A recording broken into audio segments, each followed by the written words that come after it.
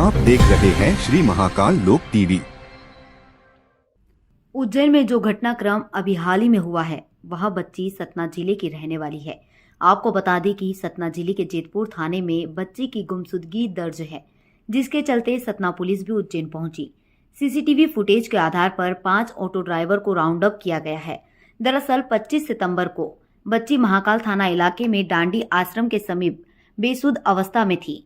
सियस्ता bypass के Savara Khedi colony में करीब 2.5 घंटे तक बच्ची मदद के लिए भटकती सीसीटीवी कैमरे में दिखाई दे रही है। सर क्या कुछ अब तक अपडेट हो पाया सर? उज्जैन जिले के थाना महाकाल अंतर्गत हुए घटनाक्रम में प्रमुख तौर पे जब एफआरबी को सूचना प्राप्त हुई तुरंत घटनास्थल पहुंचे थे और घटनास्थल को सुरक्षित किया गया था। एफएसएल और जितनी भी टीम्स है वहाँ पे पहुंची थी। एक बार बच्ची का जब मेडिकल कराया गया तो ये तथ्य सामने आया कि बच्चे के साथ दुष्कर्म हुआ है। बच्ची कुछ बता पाने में सक्षम नहीं थी कि घटनास्थल कहाँ का है, वो खुद कहाँ की रहने वाली है और क्या क्या उसके साथ हुआ है। इसके लिए एक अलग से काउंसलर हम लोगों ने किया, जिसने काफ़ी सहज तरीके से बात करके काफ़ी चीज़ें निकाली। इसके बाद क्योंकि बच्ची के इन्फेक्शंस वगैरह थे और कुछ चोटें वगैरह थी तो इंदौर रेफ़र किया गया।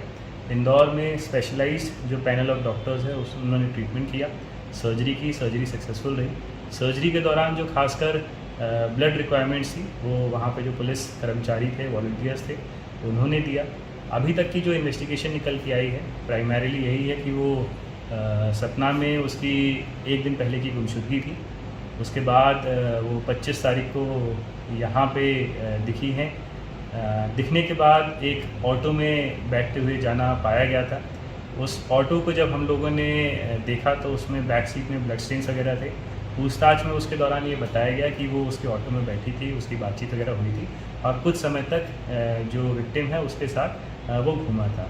पर हमने 100% इसमें रिलाई ना करते हुए बाकी के भी जो टेक्निकल साक्ष्य थे 2-2.5 घंटा या 4 घंटा जो वो सतना से आने पर उज्जैन में जो रही, वहाँ पे वो किस किस से मिली, क्या क्या उसकी बातचीत हुई, सबको हम लोगों ने बैक ट्रैक किया और अब तक लगभग 5 लोगों से पूछताछ जारी है और सभी इसमें जो साक्ष्य हैं या जो परिस्थितिजन्य साक्ष्य हैं उन सबको एकत्रित करके ही हम निष्कर्ष तक पहुँच पाएंगे। कितने लोगों को सर अभी राउंड अप किया है?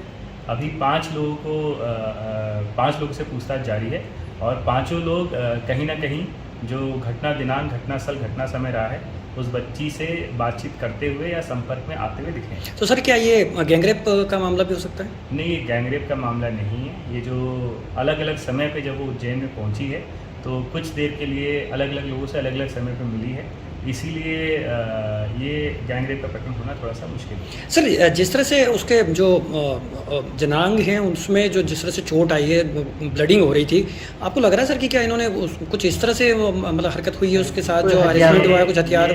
मेडिकल जो ओपिनियन है उसमें सिर्फ इंजरीज की बात की गई है जी। उन्होंने किसी एक्सटर्नल ऑब्जेक्ट की बात नहीं की है और क्योंकि थोड़ा सा इसमें स्पेशलाइज केयर चाहिए था इसीलिए इंदौर रेफ़र किया गया, पैनल ऑफ डॉक्टर्स के द्वारा किया गया।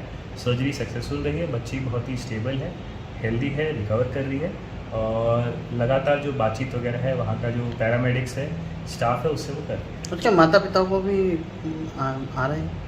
जी, परिवार से संपर्क का समन्वय स्थापित किया गया है और जल्द ही उनकी बातचीत एक दूसरे से कराई जाएगी।